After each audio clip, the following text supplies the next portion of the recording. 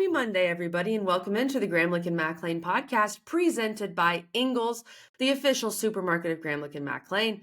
Mac, it's officially February or February, if you want to say it like it is pronounced, as Mac and I were just doing for some reason off air, or as it's spelled, I should say. Happy February, which means we're getting closer to the NFL draft, which means we're getting closer to summer, which means we're getting closer to college football season. There you go. We're back. We are so back, people. Let's go.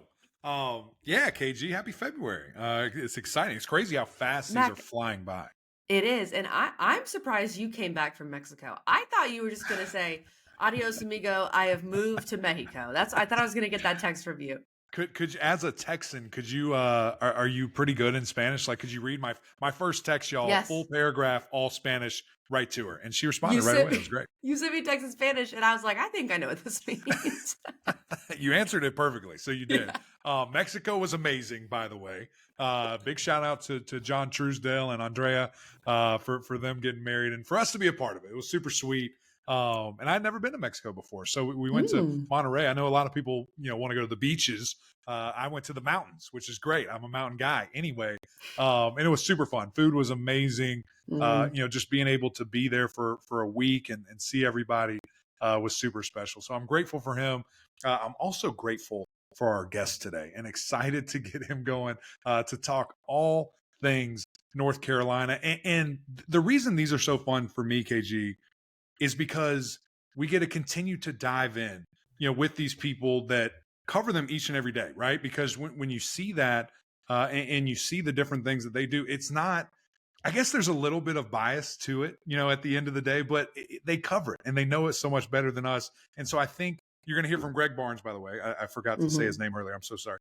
You're going to hear from Greg Barnes and just I think it's the intimate level, of covering that program. They just know it so well. So Greg knocks it out of the park. Absolutely love this conversation. You will too. Real quick, a message from our friends over at Ingles, and then we'll get to Greg in this conversation about the heels. Did you know Ingles only sells USDA choice and prime cuts of meat? Maybe it's time to reward yourself. Our butchers cut all our meat fresh in the store every day. Grass-fed, organic, you name it. Not only that, we'll even cut it to order just the way you like it. And we grind meat fresh in the store multiple times a day. It's all in the bag. That's the best meat in town for the best folks in town. Ingles, low prices, love the savings. All right, guys, we are on to North Carolina. We've got Greg Barnes here with us today. Greg, thank you so much for your time. Very grateful for you, brother. Yeah, thanks for having me on. I'm excited. Yeah, it's going to be fun. We're excited too, and especially to get your perspective and to kind of hear about the Tar Heels and really just what happened and what might happen in the future. I think that's what's so fun about these is truly we're all over the place and forward thinking a little bit. But let's start in 23 and just look at kind of big picture your thoughts on what the Tar Heels were able to accomplish in 2023. Well, there's a lot of expectations for North Carolina coming into the season, of course, with Drake Maye coming back for what everybody knew would be his final season. And North Carolina started out gangbusters and looked really good. It looked like a team that could compete for a spot in the ACC championship game. They actually found a running game with Amari Hampton. Gene Chiswick's defense, especially in the season opener against South Carolina, looked like a completely different unit. I think 9 sacks. Yeah, and unbelievable. We get halfway through the season, and then that trend that we have seen at North Carolina the last 3 years kind of kicks in, where they just kind of just sputter and really struggled down the stretch. They lost 4 of the last 5. And I think a lot of fans, kind of to illustrate that point, if you go back to 2021, North Carolina lost 4 of their last 5 against FBS opponents. 2022, they lost their last 4 to FBS opponents. Then again, in 2023, lost 4 of their last 5 to FBS opponents. So this kind of late season slump has become a thing. And we saw that again this year. And unfortunately, the fan base, having seen so much potential early in the year, was kind of really feeling bad about how things finished up. Yeah, and that's super interesting that you mentioned that because it's confusing to me because this is not a Syracuse. This is not a Wake Forest where depth is an issue, and if there's injuries and things like that happen, and then you don't have anybody. I mean, there's stars all throughout this team. So what do you attribute, that those last couple of years, handful of years, just fading and not being able to really finish? What do you attribute that to?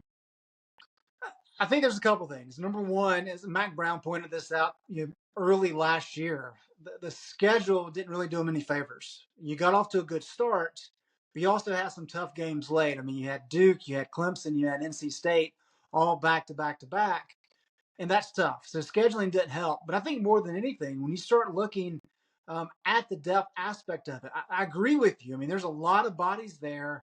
They've recruited well, they've done well in the portal. But yet a lot of those guys just didn't play. And Eric, I know you know, but the offensive line, we didn't see a lot of new pieces come in and out. So there's not a lot of depth that's been created for next year. And then defensively, when you start looking at the players in the ACC who played the most snaps, there's a lot of Tar Heels on that list. Cedric Gray and Power Eccles and Marcus Allen at cornerback. Kamon Rucker played a lot of snaps. And Mac Brown even mentioned kind of late in the year, and maybe those guys are playing a little bit too much and they're not getting the rest they need. And then you get into the offseason, Jeff Collins is hired. And one of the things Mac has talked about lately is, all right, we need to look at some of this depth stuff in terms of getting more players involved so that we don't wear down not only late in games, but late in the season, as what appears to have happened the last couple of years. That's a great description and maybe explanation for what's been going on, Greg. That's really good stuff. And it brings me to my Gene Chizik question here, because we heard so much talk from Mac Brown about Gene Chizik, and he has it, right? And look, Gene Chizik has had a lot of success, don't get me wrong. But going into TV and coming back, Mac Brown also said something to the effect of, I don't know if he understood really how much college football had changed. So what went wrong with that hire, if you will? And if you could look forward a little bit, and then we'll get back to this season in itself, but how is Jeff Collins going to fix some of that stuff? And what do you make of that hire? Well, Gene Chizik really became known as the great defensive coordinator 20, 25 years ago. Mm-hmm. And it kind of meshed with what Butch Davis wanted to do when he was in Chapel Hill back starting in 07. And those guys were really born out of the whole cover 2, Tampa 2 approach. And what that said at the time was, look, we're going to play a lot of zone on the back end. We're going to get after you on the defensive line, and we're going to make offenses slowly work their way down the field. Mm-hmm. And if you do that at the college level, what's going to happen is they're going to make a mistake. And Gene Chizik had a ton of success with that. It worked very well at Texas. However, the offense changed. Yeah. And all of a sudden it became about, we're not doing as many concepts, but we're doing it rapid fire. And we're going to perfect a lot of these plays that we run. Larry Fedora did that at Carolina. That's what Phil Longo does. Chip Lindsey's doing some of it too. And so if you're going to give them 5 yards on the edge, they're going to take it and they're going to run with it.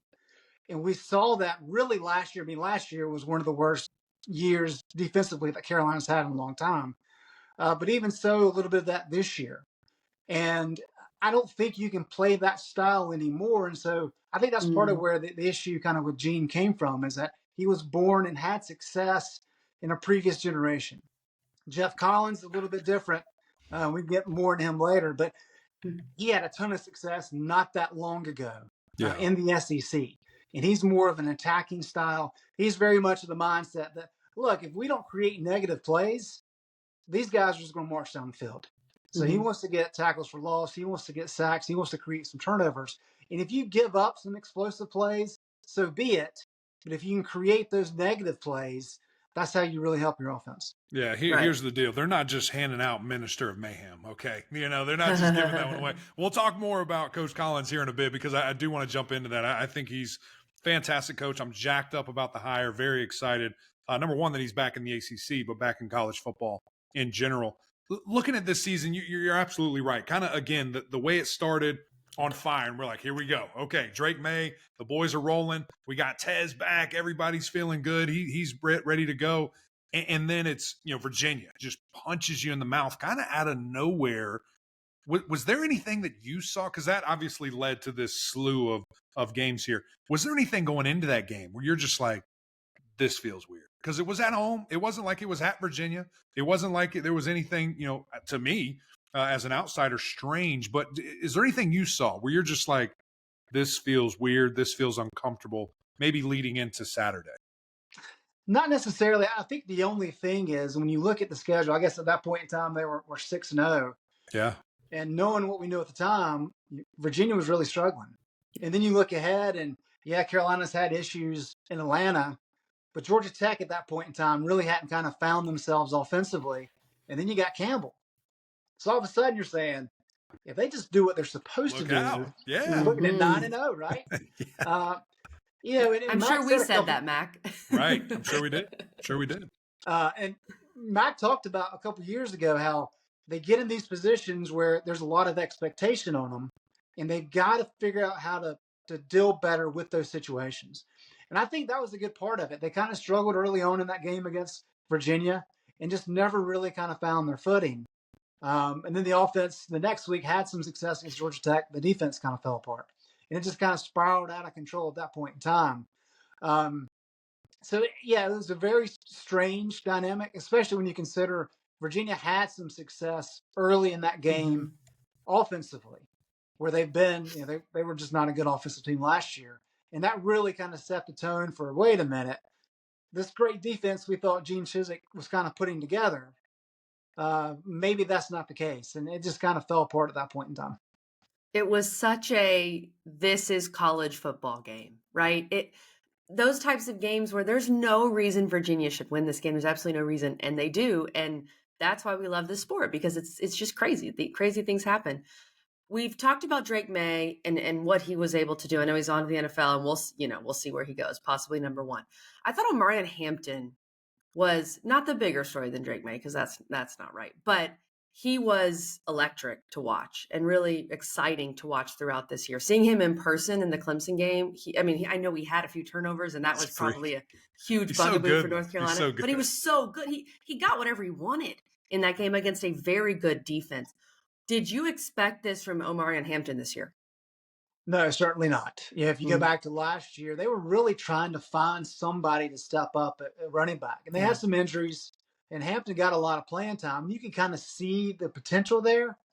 I don't think anybody expected to see what we saw this year. And give Chip Lindsey credit. Chip Lindsey comes in. He's got a lot of that Gus Malzahn pedigree, where they're really going to do some unique things running the ball. And they really kind of capitalize on that, because if North Carolina struggled at the end of last year, a lot of the thought was, well, it's because Drake Maye's not only having to throw the ball, he's their leading rusher. And you can't do that to Drake Maye and expect to compete against the Clemson in the ACC championship game. And so for Omarion to come out in game one and just kind of play with a toughness that Carolina's really lacked since the 2020 year with Javonte Williams and Michael Carter, that really kind of changed the mindset of that offense. It took a lot of pressure off Drake. The funny conversation early in the year was, wait a minute, Omarion's having all this success. Well, Drake's not as good, and maybe he's not in the Heisman race anymore. It's like, well, you would rather have a balanced approach, and Carolina did that. And like you said, I hate it for Omarion with the Clemson game, because he really was dynamic in that game. And that's the game Carolina probably should have won. But a couple fumbles right at the goal line, which is not like him, completely turned the tide of that game. Yeah, man, he's such a monster. I mean, I've got his stats pulled up right here. 230 yards against App State, 200 against Miami, 140 against Campbell, then follows it up with 170, 178. I mean, just absolute monster. And the way he runs, he's a complete back. I think if you maybe, take up his receiving a little bit more, I mean, this dude, surefire top 3 rounds, I think, when his time comes. And it was fun to watch. It was fun to watch him be used that way. I do want to circle back to Drake Maye, because this guy, he's the total package. And we've had this debate, seemingly all year about who should be number one. And, to me, he has everything that you want for the face of your NFL franchise, every single aspect. So, Greg, to you, as a guy that was probably relatively intimate with him and being able to be as close as you were with the program, what has he meant to North Carolina, and what exactly is, the NFL franchise, the fan base, the city, whatever, the community that takes him, what are they getting out of Drake Maye? Well, Drake, his family is has such ties to North Carolina. I covered his brother back when Carolina won the championship in 2017. I've spoken with his father, who played quarterback at Carolina back 40 years ago now. So it's really a Carolina family, and I think that's important. And that's one of the reasons that remember he was committed to Alabama, Nick Saban, Right. and then Mac Brown's able to convince him to come and play at his dad's alma mater and in-state, and that was a big part of it too, being a kid from Charlotte. So all those things really worked in his favor. And Drake is just kind of a laid back, easygoing kid who just has a passion for the game. And he's a great ambassador. And when you put all those things kind of off the field with what he can do on the field, it's just incredible. And he has all the throws. That was one of the things Phil Longo talked about. He's like, typically, you got to work with some of these guys on these different throws that they have to make. He said Drake came in being able to make all of them. So we just really had to polish him up a little bit. And there wasn't that much development that needed to take place. He had some footwork stuff he had to take care of. But for the most part, and you kind of see it, if you look at some of the PFF grades, I think he had over 70, what they term as big time throws, which is just ridiculous for a college quarterback to be that good.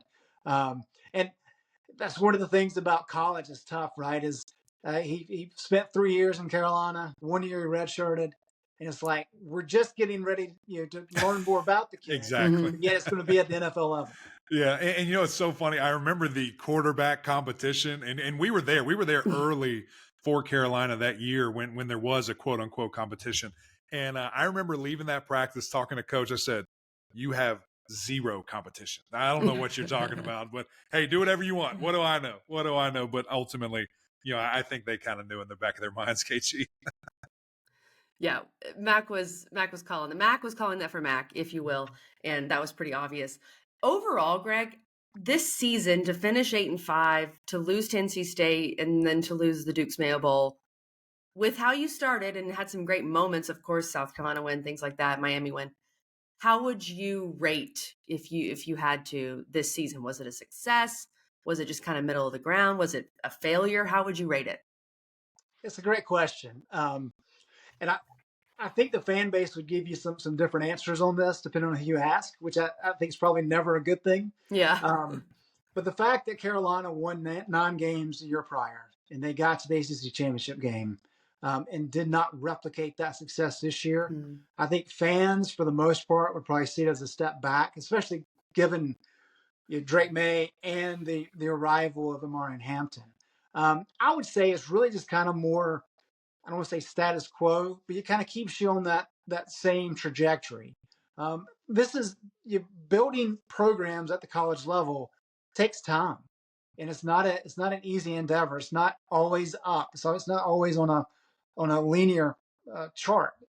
And yes, you have guys like Dabo Swinney comes along, and from pretty much day one, he's winning 10 games a year and winning ACC championships.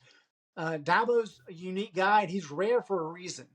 And so I think the fact that this is year 5 under Mac, it was not the year they wanted for sure, but there's a lot of pieces coming back, and Amari Hampton is going to be the star of the show next year. I think they did a pretty good job in the portal. Yeah. And so they learned a lot this year. It wasn't the successful year they wanted. I don't think it's necessarily a bad year. They need to build upon it, though, for sure. Yeah. No question about it. Answer, and again, how good of a coach, Mac Brown is, arguably one of the best ever. One of the only 3 active coaches with a national championship is baffling to think about. How 2 rare in the that ACC, air. Eric Mac. Yeah, that's what we do. That's what we do in the ACC. Okay. But Greg, let's kind of flip the page. Let's look forward. At this 24, we have a schedule finally to talk about. This is our first episode. We actually know what the schedules are when we're recording and looking at that. But I kind of do want to start in that transfer portal, Greg, and some of the names. When I look at Max Johnson, quarterback, a guy who, obviously, kind of strangely enough, I've had a close eye on because of Coach Mark Richt, throughout his entire, career there. His brother Jake, I think, is going to be an instant impact guy, especially, how Carolina uses their tight ends. I think he's going to be a very nice piece there. And then you look at some offensive linemen, some wide receivers and maybe more to come. We have that other window coming up. Of those pieces, known, unknown right now, is there a guy missing? Is there someone else you think, hey, we need this position, we need it bad, got to go fill that? And who do you feel the best about that maybe can make an instant impact and just be ready to go? Well, I'll answer the last one first. And I guess Carolina needs to send NC State a thank you card because Shaquille Harris is had a lot of success in NC State. I know he didn't play a whole lot this past year. But North Carolina has struggled a little bit at safety the last several years. And I think he's a guy that can step in and give them immediate playing time, give them a lot of experience back there. And I think that's key. And then you mentioned Max Johnson. Uh, North Carolina needed to find somebody that could step in and allow Connor Harrell to continue to grow. I think if you watch the Campbell game, if you watch the bowl game, there's a lot of potential there with Connor. He's a super fast kid. He's a quick learner, but he's raw. And so we knew last offseason that the plan was for North Carolina to go into the portal and find a quarterback to give him another year of bridge to get ready to take over maybe in 2025. And I think Max Johnson, given his dad's ties, given their ties, North Carolina, especially in the mountains, I think that's a good piece. And he's played a lot of ball games in the SEC, both for LSU and Texas A&M. He's not as flashy, of course, as Sam Howell or Drake Maye, but I think that's okay. I mean, I think he's going to be a solid leader for him. I really think this is an opportunity for North Carolina to maybe move past the idea that, hey, it's completely dependent on Howell or Maye. Like, this has got to be a team deal. And I think with Hampton and some of these other pieces they can do that. And then what North Carolina really needs more than anything is offensive line. And they got a few guys. Some may say they're a little bit of a reach, but that's going to be important because they needed bodies. I mean, they're losing 4 starters off the offensive line. And you also mentioned Max's brother. I mean, North Carolina, their tight ends they've been stocked at that position for years. And now you're bringing in a kid who was a 5-star from Texas A&M. So they're going to continue to be stocked at that position for the next couple of years. All right, guys, I'm going to say the quiet part out loud here. Oh. This is the easiest schedule in America for 2024. For a Power 5 team, obviously. Well, then, maybe not. For a group of 5 is probably harder. I see 2 teams that when you play them might be ranked. 2 teams. And look, I'm not saying this as a shot. This is great. If you're a North Carolina fan, you're thinking, yes, this is what we want. Because you have had some tough schedules, especially tough finishes in the past. And now with this schedule, I'm liking it for UNC, Greg. Do you agree with me on that? Does this schedule look, I'll use a better word, does it look manageable? No, I think you framed it exactly right, KG. I don't have any qualms with how you laid that out. I mean, going to Minnesota, the fact that they just pretty much disbanded their entire quarterback room after the season, I think is fantastic. We'll have to see. They brought a kid in from New Hampshire who had a lot of success at the FCS level, but for him to play, against Carolina in his FBS opener, I think is probably asking a lot. But then, Charlotte, North Carolina Central, JMU had a lot of players leave, including their head coach. True. But they've got some good pieces in. So that's maybe not as easy as some may initially think. I like Manny at Duke. I would be curious to see exactly how quickly he gets them to come together.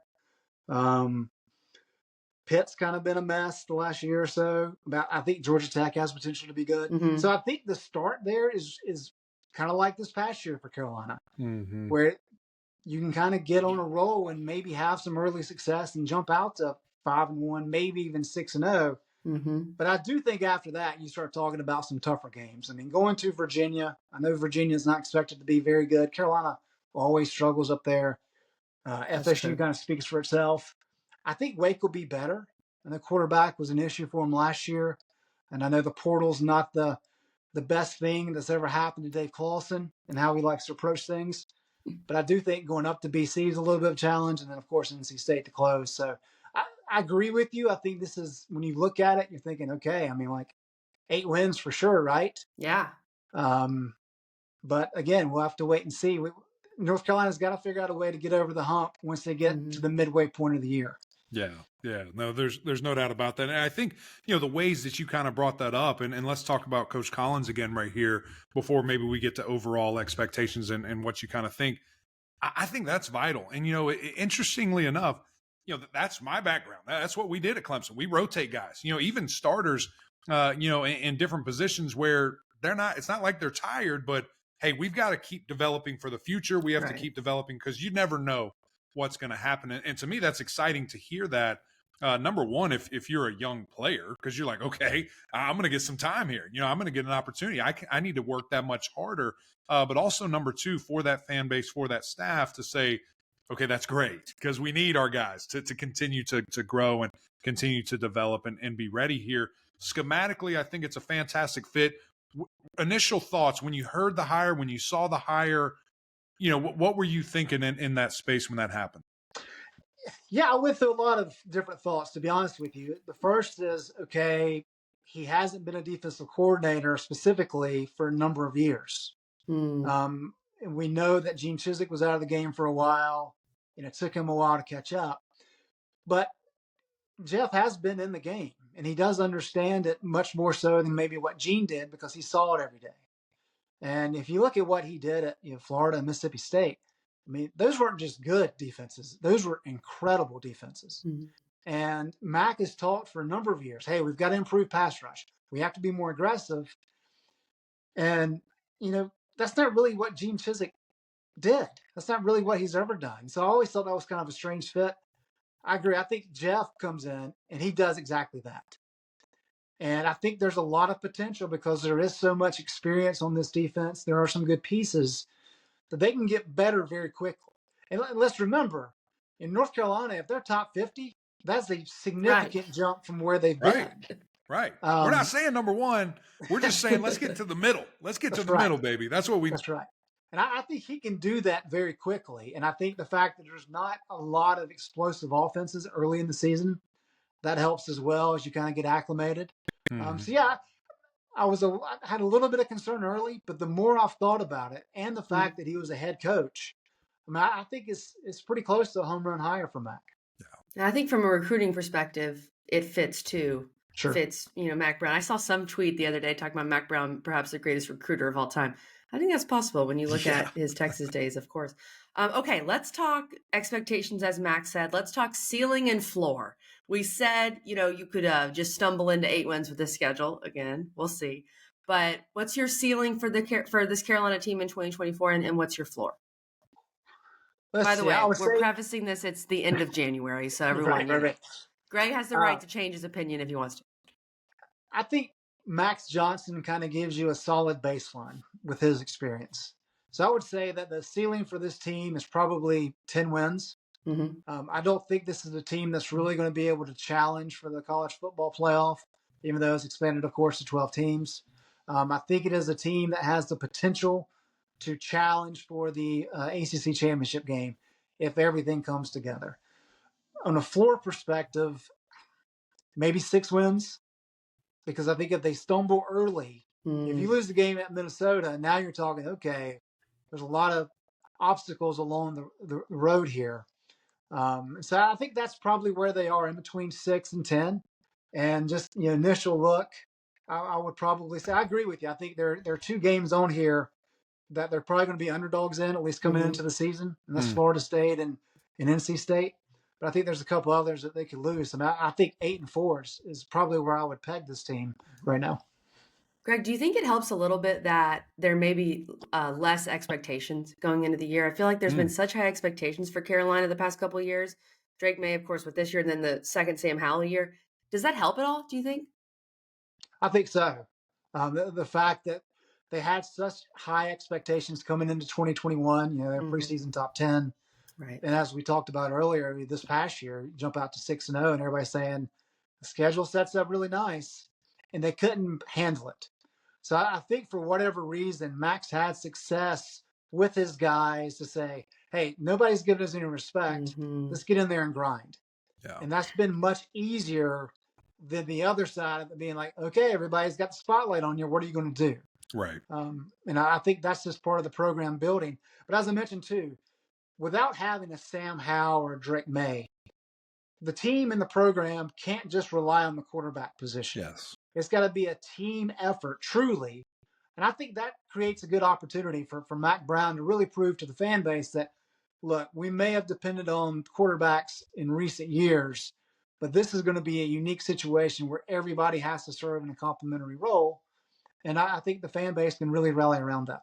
I totally agree with you, man. And I think when you look at, as we're closing up here, second year with your offensive coordinator, who I love the game plan. I think you have an absolute superstar in Amarian Hampton that you can expound upon, and some more guys in that backfield that I think will be great and complementary.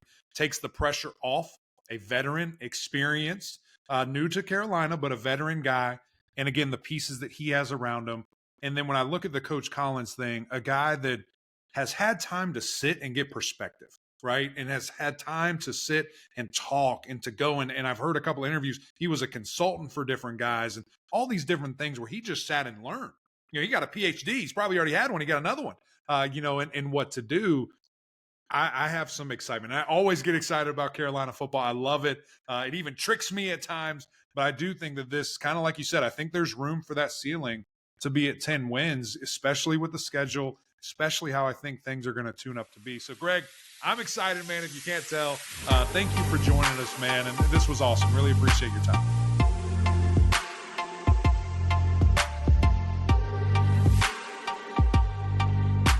Thanks again to Greg Barnes from Inside Carolina for joining us on today's episode.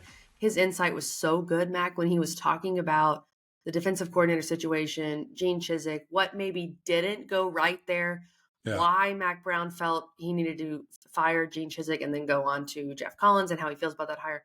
I just love that insight. That was really good and gave us some new information on how that might go. Yeah, no question about it. Big shout out again, Greg. Thank you for your time. And I think the most excited piece of this entire puzzle that I am really was the conversation about depth and bringing it up and being aware and saying, we got to do this. We have to fix this. This is an issue that, we have to make work. And, I think that's something that understanding that, knowing that is a big deal. So I'm excited to see that, excited to see Coach Collins in this defense. Again, the minister of mayhem. Expect a lot of blitzes, expect a lot of tricks and stunts and things of that nature to really just kind of conjure up some more stuff, KG. But also excited what that offense is going to look like. Kind of not downplaying what I think that, the Johnson boy can do. All right, I know he can sling that football, but not to have a bona fide superstar, not to have a guy that, people are deeming, the greatest ever at that time. It was Sam Howell, and then right behind him, here comes Drake Maye. So it does, kind of like Greg was saying, it has to be the team. Everybody has to come together to do their part, do their role, and make it happen. Here's what I'm excited about. I think having less expectations is good because you've had so much hype recently with Drake Maye and Sam Howell. And then B, that schedule. Mac, I think most college football fans, maybe just Alabama fans because they poison things and kill each other over games. I think most college football fans would kill for that schedule. That's where I was going. Right. Kill for that schedule. Yeah. Tell me what I got to do to get that schedule. Yeah, and here's the fun part. We have not seen each other or talked since the schedules have come out. On the horizon, we're going to do a schedule show. I don't know when, but we're going to talk about that. I was in Mexico. I didn't even know the schedule. I'm just kidding. I knew that came out. I was locked in. But I am excited. And you're right. Very favorable. I think starting fast early is the key to success. We got to get going, get all the things out, get our car and our machine rolling at full speed really early. And you feel good about it. But I feel good about this episode, KG. And I think this is a good time to stop. So again, big shout out to Greg. Appreciate him for joining us and talking all things heels. These have been so much fun. We've got more coming at you, obviously, for the next couple of weeks. And of course, Wednesday, we're actually going to do a little differently because we didn't want to stretch it out too long. We're going to do a combined episode on Wednesday. A duo, if you will. Boston College, Syracuse, meeting in the middle. Cannot wait to talk about it. We're going to make it happen. Appreciate you guys joining us. We need your help. Go over to YouTube, subscribe, jump on this channel, leave some comments. We always appreciate you guys' support. And, of course, the OGs over on Apple Podcasts as well. rate, review, subscribe. We would greatly appreciate that. But until next time, we'll see y'all.